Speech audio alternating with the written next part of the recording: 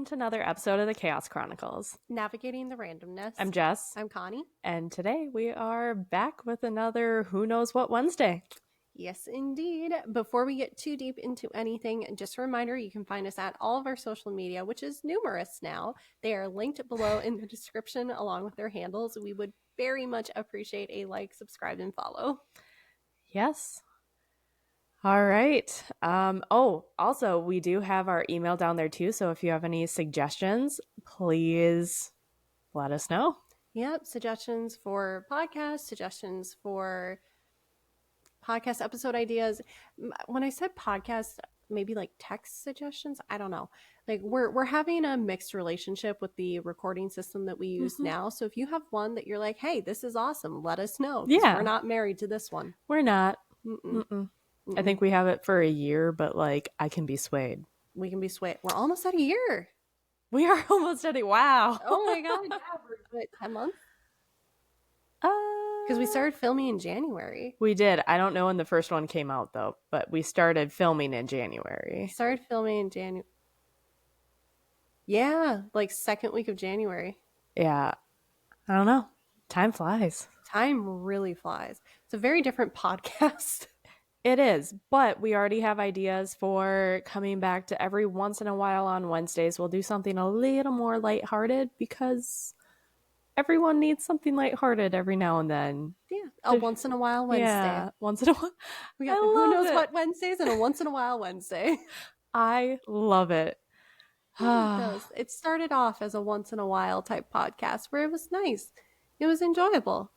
It was low quality with tech because we didn't know what we were doing, but Jess figured it out on her own, may I add. Like, very impressive. Still not great, but we're learning. We're learning. It's still better than the never before seen and never will be seen first episode that it has been deleted.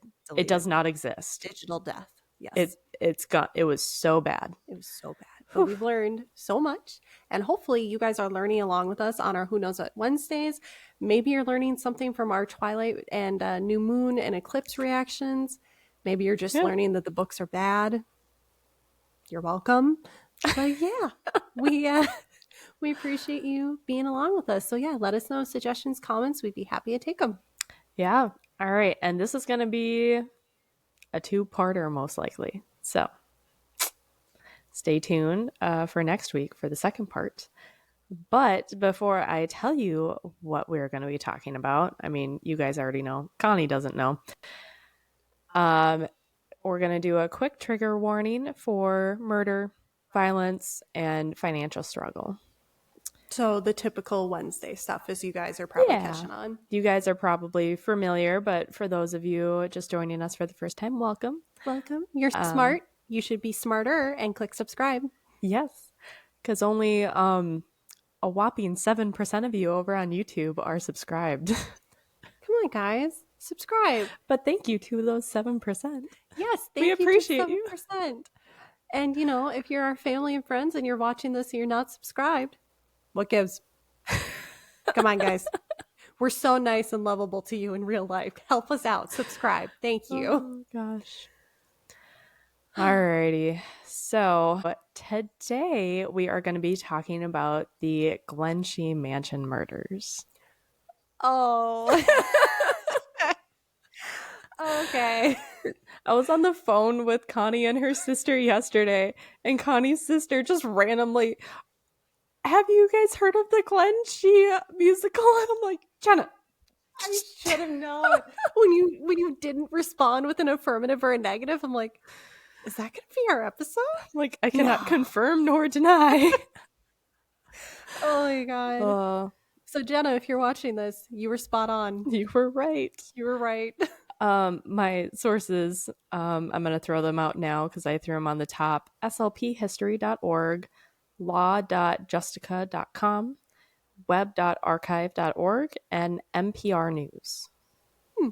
Which SLP? There's like 90 million SLP organizations, and there's several of them that are based here in Minnesota because it's the initials of several cities. Yeah, I can't. St. Louis Park. St. Louis Park Historical Society. Gotcha. Is that website. Mm-hmm. Gotcha. All right. So fairly certain, but I don't think you know anything about these, do you? I don't, surprisingly. Like, maybe I'll recognize a few little things here and there, but I have deliberately steered clear of anything weird and awful and creepy in Minnesota because, I like to sleep. Yeah, sleep may not like me, but I like to sleep. So, Yeah, so for those of you that are new here, we are from Minnesota. We are in Minnesota. We're in the Twin Cities, and we have only done one other case episode in Minnesota. So this is number 2. yeah. Hangley. Yeah, well, we had Hangley. You guys should check out that episode. Very That one was a interesting. very good episode. Well, Yes. crazy episode. Crazy episode. Very interesting. Yes. That one, I believe the title is Not Everyone Is Your Friend, The Disappearance of Hangley. I thought we had another Minnesota case on the Iron Range. We've talked about doing more, but we haven't done them. Oh, with how many conversations you and I have, as evidenced by our goof on scheduling, I kind of forget what's recorded and what's not. Yeah. Yeah. All right. So Elizabeth Mannering Congdon was born on April 22nd, 1894 in Duluth, Minnesota, to one of the most prosperous and influential families of the region. Chester, and I'm sorry, I'm going to butcher his name, Adgate, Adgate, Congdon. Elizabeth's father was a figure of remarkable ambition and foresight. Born in Rochester, New York in 1853, Chester's early life was not marked by wealth, but by a strong work ethic instilled by his family. He graduated from Syracuse University and later obtained a law degree from Syracuse University College of Law.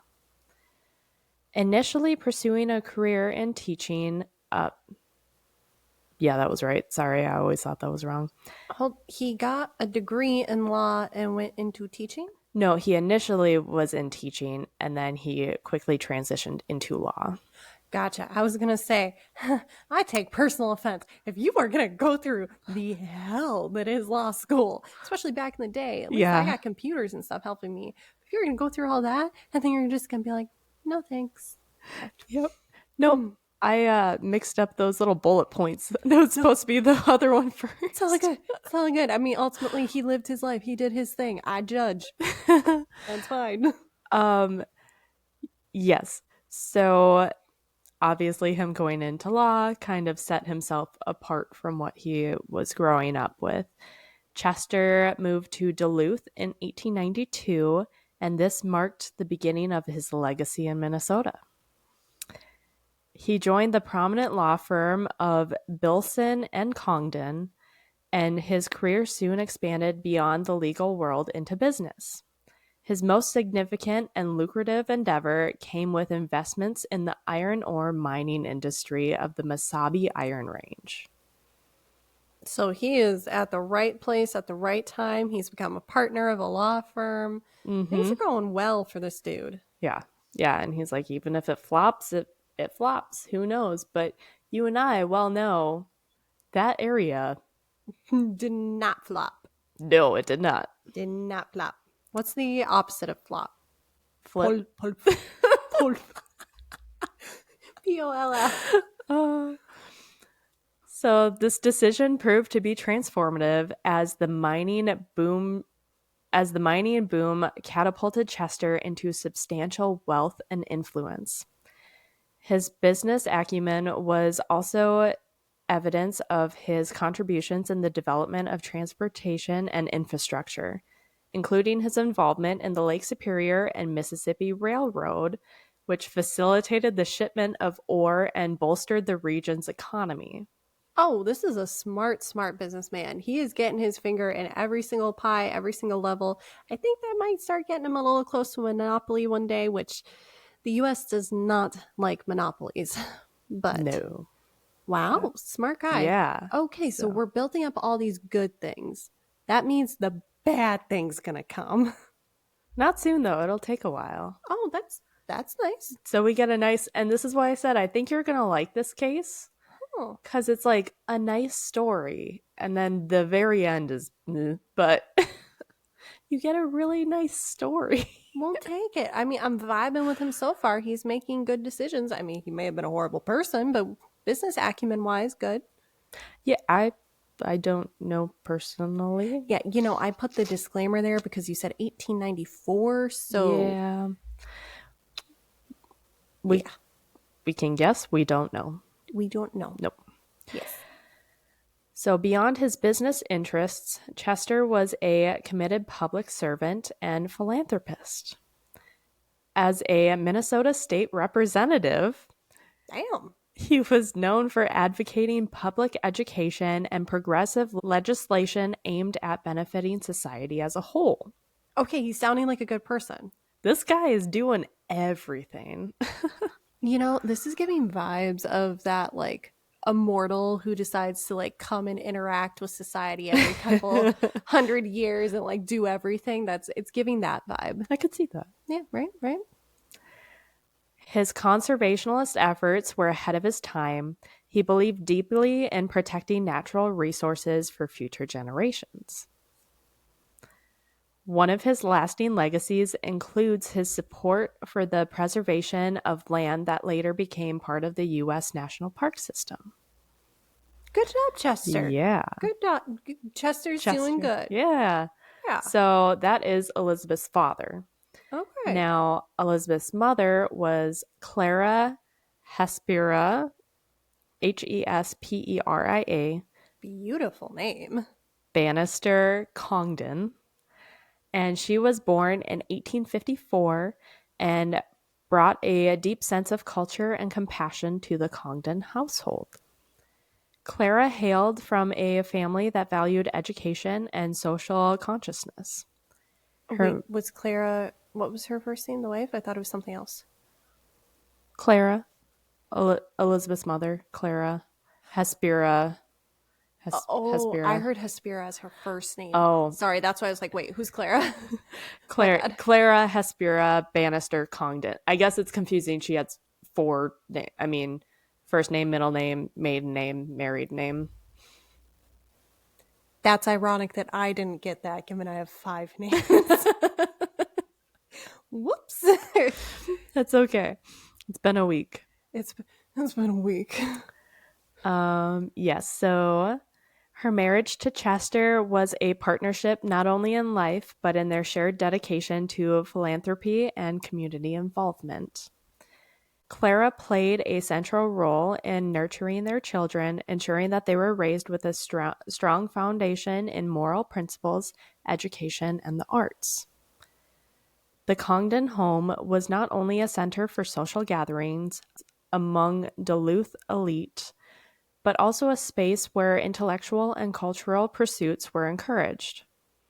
Clara's influence extended beyond her family as she participated actively in charitable activities, focusing on initiatives aimed at improving the welfare of women and children in the community. Wow. They are way ahead of their time. I was going to say they are, I would argue, over a century ahead of their time. Yeah. Good for them. So the crowning jewel of the Congdon family was the Glensheen Mansion, an opulent estate situated in the shores of Lake Superior in Duluth, completed in 1908 and designed by renowned architect Clarence H. Johnston Sr. Sorry. I feel like I've heard that name in reference to other historicals. I think so. I think when you and I went to Duluth on that trip years back, I vaguely remember hearing that name in relation to the tower. Did he build the tower too? I wonder if he built the tower. I'm going to Google his name real quick. Granted, I don't remember a ton on that night because that was the night where we went and drank. Oh. Well, he built the Scott Fitzgerald House. Oh, maybe that's what I'm thinking. Glensheen Mansion, Northrop, Walter Library, East Cliff, Minnesota State Public School for Department of Neglected Children. Yeah, looks like a couple churches. couple more houses. Good for him. Yeah. Okay, maybe I was confusing my things. Sorry, I was trying to remember the Duluth trip from years back, like 5 years ago, 6 years ago, 6 years ago, 2019. It was 2019. 5 years ago. My God. Yeah. Still, best cheese balls we ever had was that night. It was a fun night. It was a fun night. But so the 39-room mansion was more than a symbol of wealth. It was a testament to the Congdon's commitment to elegance, family, and civic pride. The estate was filled with exquisite furnishings, art, and modern conveniences for the time, reflecting the family's refined taste and financial success. Could you imagine growing up in a 39-room mansion? That's what I was thinking. I'm like, damn, you know how in college dorms, like if you have a shared bathroom, you have like your toiletry little basket. Little You would caddy just, bag. yeah, you'd want to have a caddy for every room because, like, God help you, you left your slippers in room 4 and now you're in room 27. Go get them. It's going to take a while. Just caddy all of your stuff all the time. Yeah. Because are we saying like bedrooms or like rooms? Like dining room, living room? It just says rooms, so I'm assuming Bedrooms, probably. probably. Because I think like today when we say like a 5-room place, we're talking 5-bedroom. Right. Who knows? Either way, even if it's not, it's only 30 bedrooms and then it's got 9 other additional rooms, like, Jesus. It's a big place. That's a big, oh my God. That would be the worst place to watch a horror movie. Nope. A home invasion movie? I would barricade myself in room number 4, whatever it is that has the heaviest amount of guards. And You know nothing about this case, right? I know nothing. Okay. Why? Okay, well... What did I stumble? Okay, shutting up. Oh no. I'm like, just making sure you know nothing, right? No, I was just thinking like Scooby-Doo meets Slasher. Oh no. I'm... Okay, putting the cart before the horse. I'll hush. Oh I no. just thought it's really funny. When you listen to this back, you're gonna laugh. Oh no. So growing up at the Glenshee, Elizabeth experienced a childhood that combined the best of luxury and discipline. The estate's serene surroundings, including beautiful manicured gardens and private access to the lake, provided a backdrop for a childhood steeped in natural beauty and cultural enrichment. Elizabeth and her siblings were encouraged to appreciate the arts and were exposed to various educational opportunities that went beyond conventional schooling. Elizabeth's parents instilled in her a strong sense of duty, kindness, and community awareness. Chester's belief in public service and Clara's dedication to social welfare were deeply rooted in Elizabeth's upbringing. From a young age, she was taught the importance of philanthropy and the responsibility that came with privilege. The Congdons' approach to child rearing emphasized humility, education, and a commitment to use one's resources to help others, values that Elizabeth carried with her throughout her life. Elizabeth received a robust education, attending private institutions that catered to the children of the elite. These schools provided not only academic learning, but also opportunities for cultural exposure and social development. Elizabeth's education was complemented by the resources available at Glenshee, a library filled with classical literature, musical instruments, and a space designed for hosting gatherings where ideas were shared among notable figures of the day. An era where social experimentation. Isn't it that? Social Expectations. Oh.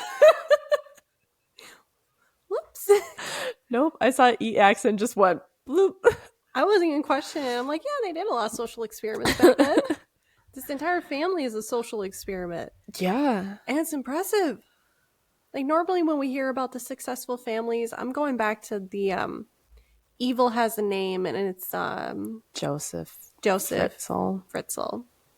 I almost said Joel Refkin, but I'm like, nope, different Jay. I mean, him too, but like... He messed up too. He messed up too. I was like, because I thought Joseph was like relatively successful-ish. Or no, were they hard on money? I don't think we really talked about that at all. I don't remember. Either way, but like, just that's the mindset that I have. And if you've watched those videos, like, you know where I'm coming from, where like, I'm hearing all these wonderful things, and it's like, oh, are they actually wonderful? Like, when's the other shoe going to drop? When is the proverbial basement door installed? It's going to be a minute. Okay. Okay. Just enjoy the lovely story while you have it. You know what? I will take the lovely story while we have it, because we do not get those normally. No, we don't. We really don't. So, in an era where social expectations for women of her status often centered on marriage and domestic life, Elizabeth's path was unique. In the early 1920s, Elizabeth Congdon, then in her late 20s, was the epitome of a refined and accomplished woman. Known for her poise and compassion, she attracted the attention of many, but it was one particular gentleman, a man of distinguished character and ambition, who pursued her with genuine affection. This suitor, Fred Wolven, was a young lawyer or businessman from the flourishing Duluth community. He was deeply enamored with Elizabeth.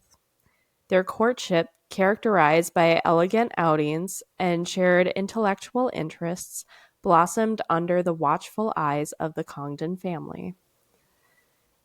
Glensheen Mansion, the grand estate that Elizabeth called home, provided a picturesque backdrop to their time together. Whether strolling through the estate's lush gardens or attending sophisticated social gatherings, the couple seemed well matched. Friends and family anticipated an engagement, sensing a deep connection between Elizabeth and her suitor. One winter evening, amidst the glow of firelight in one of the Glenshee's ornate rooms, Fred proposed to Elizabeth. It was said that he offered her a ring set with a striking gemstone symbolizing his unwavering commitment and admiration. Elizabeth accepted his proposal, but later broke it off. Plot twist. The reason remains a topic of speculation. Some believe that she felt bound to remain close to her aging parents, Chester and Clara, especially as the steward of the Congdon legacy. Others suggest that her sense of independence and dedication to her community service outweighed her desire for marriage. I do suppose at that time that marriage was kind of a... I don't want to say a prison sentence, but it did severely limit what women were able to do in society. Mm-hmm. Yep. Especially if your husband doesn't want you to do something, well, you can't do it. Yeah, that's... marriage is a big deal then, because you are handing the reins of control. At least if your dad, and again, it's messed up that your dad had that control. Not your mom, but your dad. At least he was supportive, but, Yeah. to handing those reins to someone else and just trust that they're not going to change, ooh. That's a big... I'm not that trusting. No. Yeah. Interesting. All right, so we never get a reason on that for sure? For sure. Okay. Not that I found. Okay. If you guys have articles, send it my way, but I didn't find nothing. So the suitor, heartbroken but understanding, respected Elizabeth's decision. He remained in Duluth, building a successful career and life of his own. Despite this, it was said that he never truly moved on from the affection he held for Elizabeth. Mutual friends noted that even years later, he would speak fondly of her, referring to her as, quote, the one who held his heart, end quote. Oh, that's sweet. Elizabeth, too, carried a quiet fondness for him, cherishing their memories and the friendship that remained between them. Although she never married, Elizabeth's life was far from solitary. I do want to note in here, I listened to a podcast by Morbid Podcast. I'm sure if you guys are listening to us, you probably know what Morbid Podcast is. I looked them up to see if they did an episode on this because I'm like, there's no way it's Duluth, it's small. No, they did. Really? They did. And in their podcast, they were saying like when he I think it was when he died, he left all of his money to Elizabeth, and in his will said to like tell her to get a ring that she loved to remember him by. And that was her favorite ring that always stayed on her. Oh my God. But I could not find anything to back that up. So I don't know where they got that information. But I'm hoping that that's true. And So because sweet. it's so cute. Aww. Oh, yeah. Also, like, see, hearing all that does make me think it was more of the societal restrictions. Her days were filled with meaningful work and social connections. By the 1930s, Elizabeth's life had taken on a new chapter defined by her desire to nurture and provide a loving home. Her choice to adopt came at a time when adoption was often viewed through more of a conservative lens, especially among families of status. Yet, Elizabeth was guided by her compassionate nature and a belief in offering opportunity and stability for those in need. In 1932, Elizabeth adopted her first daughter, Jennifer Congdon. The adoption was met with great joy, both with both within Glenshee and in the surrounding community. Elizabeth devoted herself wholeheartedly to her role as a mother, ensuring that Jennifer had the same opportunities for cultural enrichment and education that she herself had experienced. Elizabeth instilled in Jennifer the values passed down from Chester and Clara: empathy, resilience, and a commitment to serving others. A few years later, Elizabeth expanded her family by adopting a second daughter, Marjorie Congdon. This decision further solidified Elizabeth's reputation as a woman of immense warmth and generosity. She embraced motherhood with vigor, taking great pride in nurturing both girls and preparing them for lives marked by confidence and awareness. The corridors of Glenshee, once filled with a quiet solitude of Elizabeth's single life, now echoed with laughter, curiosity, and the rhymes of a growing family. Elizabeth's role as a mother defined the later years of her life. She was a devoted and attentive parent who balanced discipline with compassion, providing Jennifer and Marjorie with a stable and nurturing home. Glenshee remained a place of comfort and inspiration where lessons about integrity, service, and community were imparted daily. Marjorie Congdon, the younger of the two adopted daughters, had an adolescence marked by privilege, expectations, and complexities that would come to define much of her later life. Growing up in Glensheen Mansion, surrounded by wealth and the legacy of the esteemed Congdon family, Marjorie was afforded opportunities that many could only dream of. However, with these opportunities came the weight of responsibility and a subtle undercurrent of tension that would emerge as she navigated her teen years. From an early age, Marjorie's life was shaped by the grandeur of Glenshee, where she was immersed in a world of culture and refinement. The mansion itself, with its opulent interiors and sprawling estate, was a place of beauty and order. Elizabeth Congdon, a devoted and conscientious mother, sought to instill in her daughters the values that she had inherited from her own parents: integrity, compassion, and an unwavering commitment to community service. Despite Elizabeth's efforts to provide a stable and nurturing environment, Marjorie exhibited a spirited independence that distinguished her from her elder sister, Jennifer. This independent streak, which at times bordered on defiance, began to show itself more prominently during her adolescence. Friends and family members noted Marjorie's lively intellect and her charismatic, persuasive nature. She was adept at captivating those around her, whether through conversation, artistic endeavors, or her keen sense of adventure. As Marjorie grew, the expectations of the Congdon name loomed large.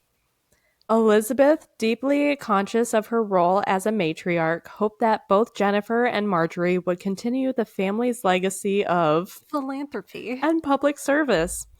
While Jennifer seemed to align naturally with these aspirations, Marjorie's path was less predictable. Teachers and tutors often remarked on Marjorie's sharp mind and creativity, but also noted that she could be impulsive and resistant to structure. Elizabeth, ever patient, worked to channel Marjorie's vibrant energy in positive directions. She encouraged her involvement in the arts, enrolling her in music and painting classes, and supported her participation in community events. However, beneath the surface, Marjorie struggled with feelings of restlessness and a desire for more autonomy. The tension between her mother's hopes and her own increasing sense of identity became more pronounced as she reached her later teens. By the time Marjorie was in high school, her behavior began to raise concerns. While she was undoubtedly intelligent and capable, there were instances where her charm and resourcefulness took a more cunning turn. Small acts of rebellion, like skipping classes, telling elaborate stories, or pushing the boundaries of rules, hinted at a complex inner life that Elizabeth found difficult to fully reach. These moments were often brushed aside as typical teenage behavior, but they would later be viewed as early indicators of a more turbulent adulthood. Uh-oh. Uh-oh. Also, I do feel the need to clarify real quick. Not an expert. Haven't had to say that in a while, but not an expert. I don't feel like, to the degree this is being made out to, I don't think that is a normal, like, teenage thing. I mean, granted, they do say that later of like, oh, it wasn't really normal. It was like a sign of this upcoming Mm-hmm. thing. But just in case anyone's listening and is like, oh, yeah, no, that's normal. It was beyond what this is downplaying what really was going on, and I couldn't find those definite sources, so I didn't include anything, but it was a lot deeper than what I'm talking about. Yeah, it could sound like typical teenage behavior. No, it's beyond, well beyond teenage behavior.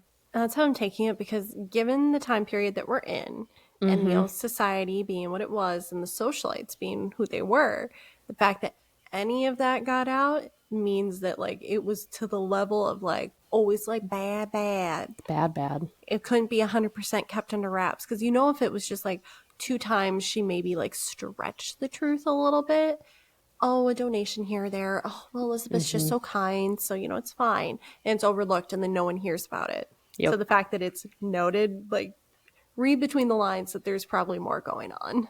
Yeah. So, despite these challenges, Elizabeth remained committed to guiding Marjorie with love and understanding. She continued to emphasize the importance of integrity and compassion, hoping that the values she held dear would take root in her youngest daughter's heart. The bond between them, though tested, endured through these formative years. Financial issues quickly became a theme in Marjorie's life, as she demonstrated poor management of money from an early age. Despite wealth surrounding her, Marjorie developed a fascination with living beyond her means. Which, when you're surrounded by all that money, I was going to say, what on earth is she doing to be beyond her means when her means are that meaningful, plentiful? You know where I'm going? Yeah. yeah. So, by her late teens, Marjorie exhibited compulsive shopping habits and poor financial judgment. Unlike the disciplined and financially conservative Elizabeth, Marjorie sought ways to live well beyond her means. Yet, while Elizabeth had initial concerns about Marjorie's habits, she never confronted or disciplined her.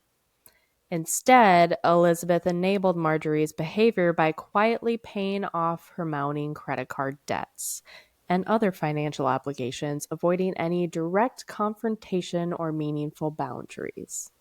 Oh, that's Minnesota nice right there. Mm-hmm. Yeah, that's nope. Those Nope. are the formative years when you need to teach your children Consequences. there are consequences to your actions. And if you don't have money for something, well, No. I'm sorry. The adults that I know today, not naming names, but the ones who had their parents take care of absolutely everything, pay off absolutely everything, you can probably take a guess where they are now.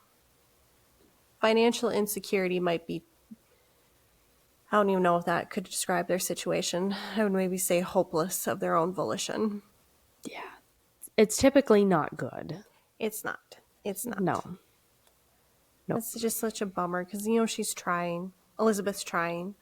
And, like, Yeah. she's doing her best, but She wants to give her children everything because you don't have children to not want to give them everything. of course. But, you know, don't cripple them on accident by doing everything for them. I know. Oh, no. So, ooh, wait. Do I know this story? No, maybe. Oh, I've got theories going now based on what you've said already. Hushing up. I'm sure you do. I'm sure. I would be surprised. I'd be surprised if it's not Connected. connecting for you right now. I've got a host of theories up there. Aliens being one of them, because ever since Dyatlov passed, aliens will always be a theory. It's always in the back of our minds. In the back of, you should watch that episode. It's an older one of ours, but like, what? And we're thinking about redoing that episode because that was before these good mics. And There's just so much information. yeah, I think we can do a whole nother episode with, I mean, the core of the information the same, but different details, hopefully. So Yeah, because Lord knows there's plenty. there's a lot to talk about. I don't think my theory is going to change any, but Jess is in the Yeti camp. I'm in the Yeti camp, guys. I'm in aliens in collusion with government. Mm-hmm. I mean, the government could be working with the Yeti. Could be working with the Yeti. Again, we have no answers. This is one where I don't think we're ever going to get answers until we are on the other side talking with God. I'm going to have a lot of questions for him. Dyatlov Pass might be in the top 20, though. I need to know. I need answers. Not trying to see God anytime soon. No. Long, good lives, please. Mm-hmm. With good health, wealth, and prosperity, if I can add. Yes. Just taking requests. Please. So this permissive approach not only prevented Marjorie from experiencing real consequences, but also reinforced a cycle of dependency. Yeah. Marjorie came to rely on the notion that her mother would intervene whenever her financial troubles became severe. Elizabeth's decision to shield Marjorie from the repercussions of her actions fostered a sense of entitlement and allowed Marjorie to continue engaging in reckless financial behaviors without a need to change. In her early 20s, Marjorie married Richard F. Leroy, who worked in the insurance industry. Initially, the marriage seemed like a promising step for Marjorie, offering stability and the prospect of a comfortable life. However, Marjorie's deeply integrated spending habits quickly surfaced and cast a shadow over their relationship. Despite Richard's stable income, it became apparent that his earnings were insufficient to support Marjorie's lavish lifestyle. Marjorie's shopping sprees often focused on luxury items, designer clothing, fine jewelry, and high-end home decor. On an insurance person's salary? Nah. Nope. That's, Also, only one person's salary? yeah. No. Yeah. No. No.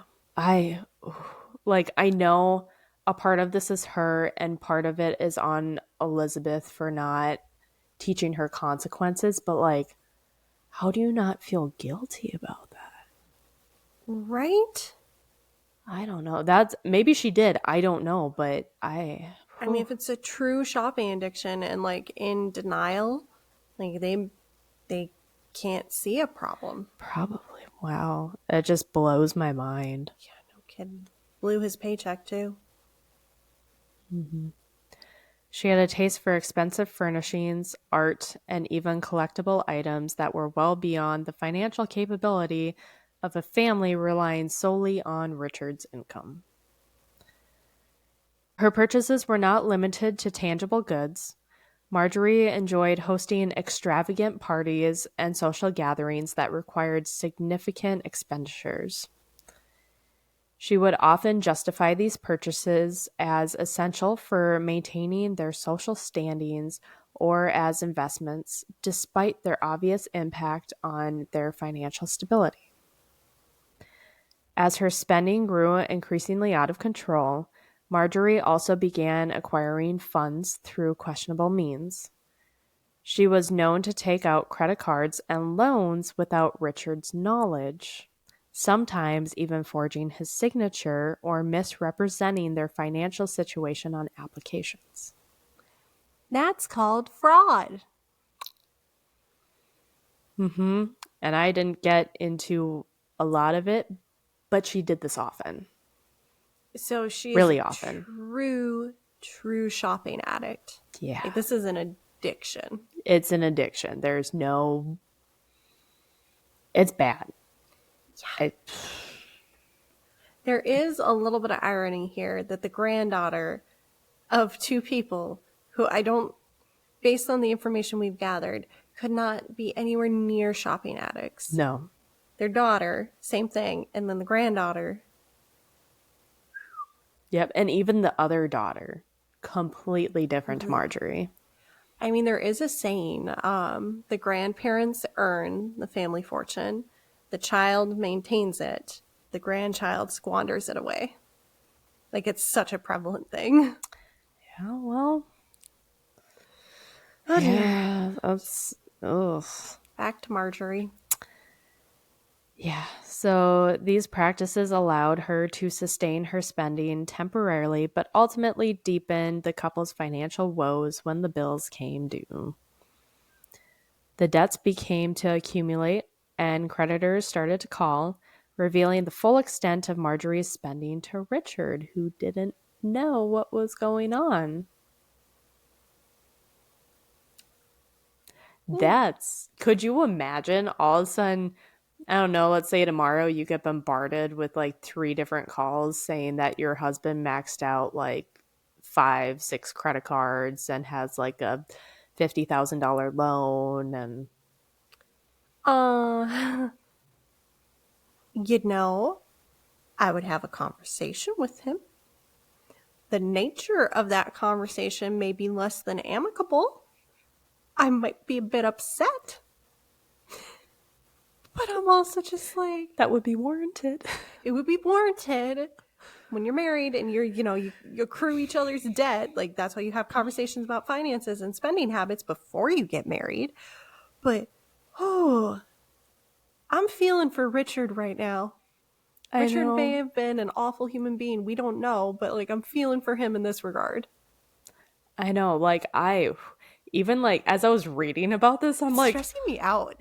I have so much anxiety for him right now. I'm like, oh, thank God we do not have partners like this. But like, oh my God, how do you? Okay. Also, like, I'm glad we live in the time we do because this was so easy to do. Oh, of course. I was half expecting him to jump on me. Yeah, because back then there wasn't really a way of verifying anything. Oh, your last name's Congdon and you say these are your assets? Cool. Yeah. That enough is verification. Yep. It's a little different today. A lot. Yeah, did anyone try to buy a car recently? Buy a house? The amount of stuff you have to go through, it's very different. It is very, very different. It is very, very different. Richard got the full extent of the debt. Richard got the full extent. This revelation marked a turning point in their marriage. Are we shocked? Yeah, it should turn you She towards meant no. the divorce attorney. I mean, divert to the divorce attorney. Oh my god. Oh gosh. Richard, who had been unaware of the magnitude of Marjorie's financial indiscretions, was faced with the reality of significant debt and the potential for legal and financial repercussions.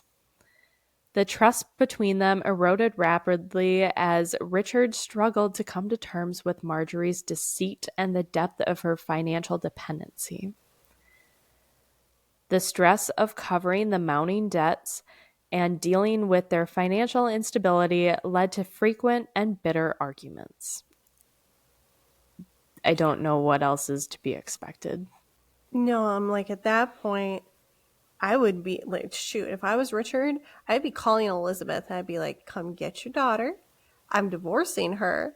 Like, we'll get these finances figured out, but come get your daughter. And if she wants to spend, she can spend on your money because she's not spending on mine. Yep. Marjorie's refusal to change her spending habits and her continued reliance on manipulative tactics to obtain funds further strained their relationship. Richard became increasingly not delusioned. No, he's woken up from the delusion of whatever she was deluding him with.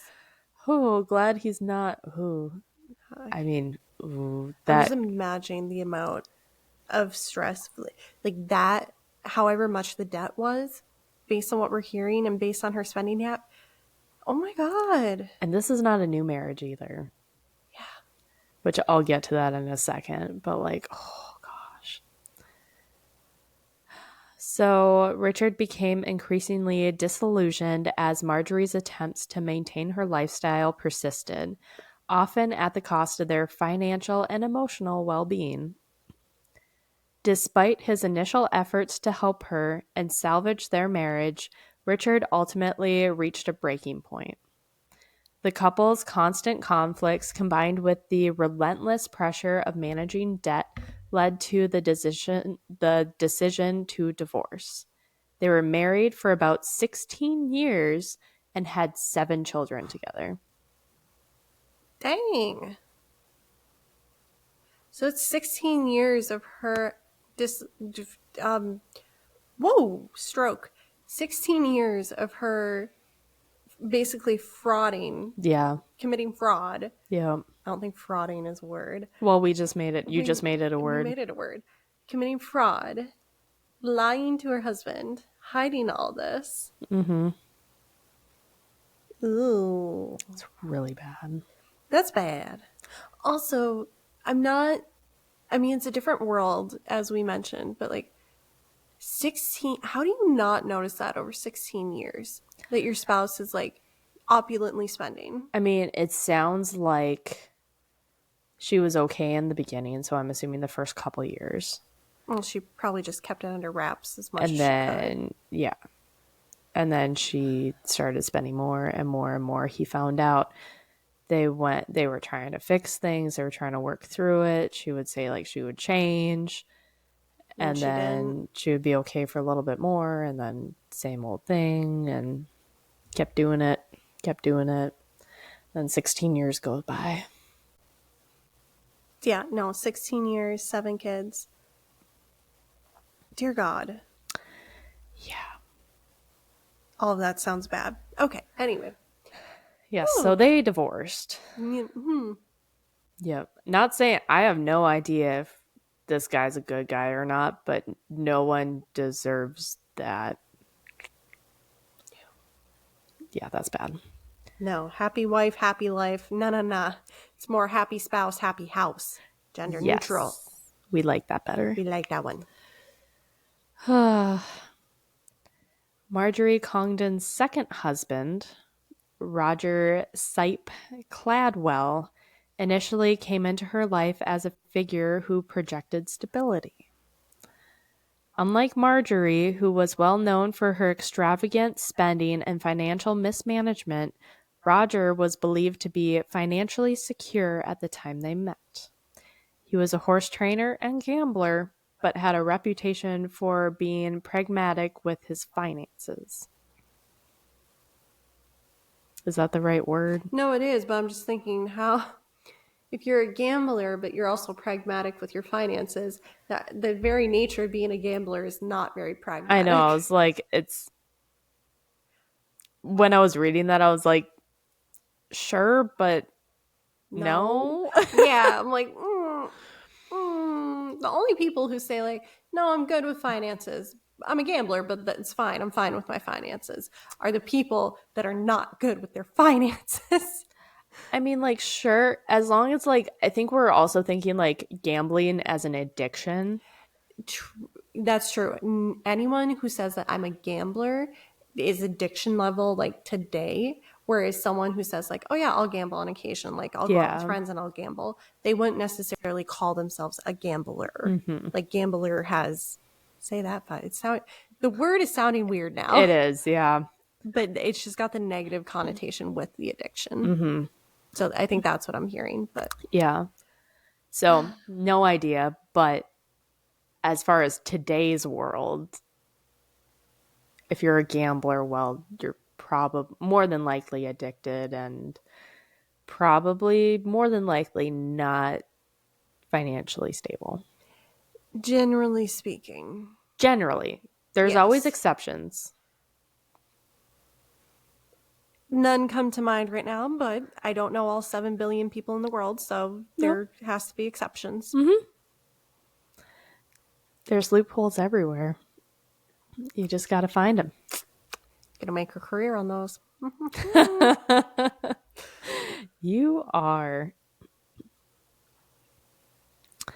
His financial acumen and practical approach initially complemented Marjorie's more impulsive tendencies, and they formed a partnership that seemed balanced at first glance. Marjorie met Roger in the late 1960s after her divorce from Richard F. Leroy.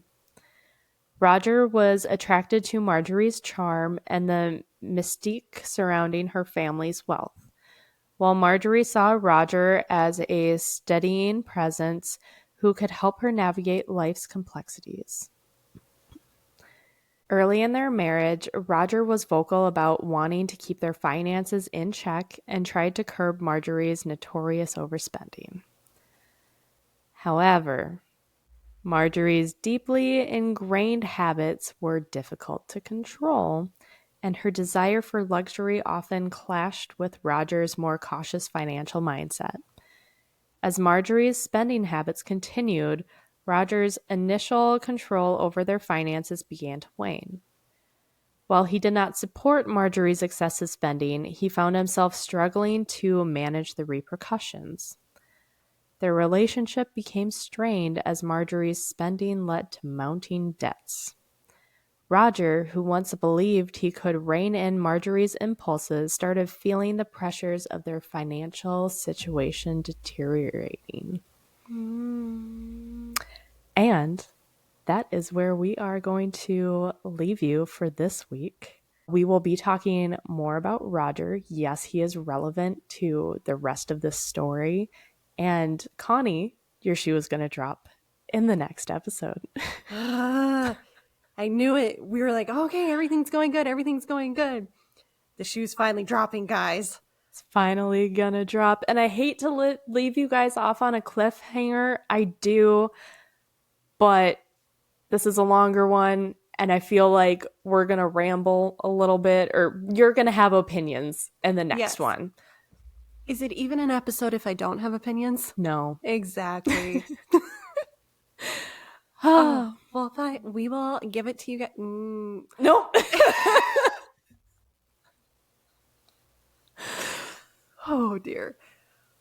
We will apparently find out more next week for you guys. I'm about to find out here when we keep recording, so sorry. But in the meantime, let us know your questions, comments, concerns about Elizabeth, about overspending, about life, about, I don't know, the general nature of good and bad dichotomy. Like, Yeah. leave it in the comments. Why not? Yeah. Let us know if you've been to Duluth, Minnesota. Yes. Yes. And what time of year did you go there? Because it's a Yes. very different place depending on what time of year it is. It is. It Yes. has 4 distinct seasons, and each is very, very different. You get a different experience. Yes. And don't think that that means like summer, winter, fall, spring.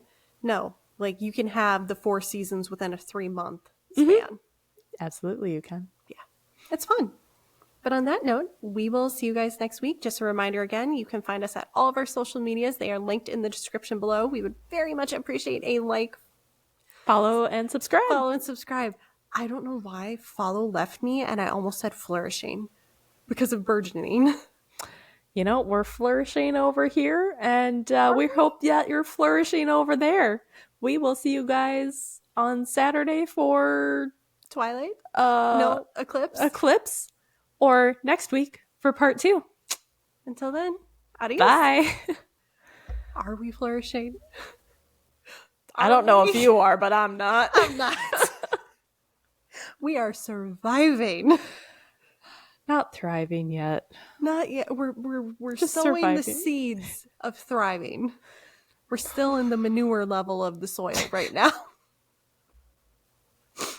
We're not quite in the sun yet. Sad day. Sad day.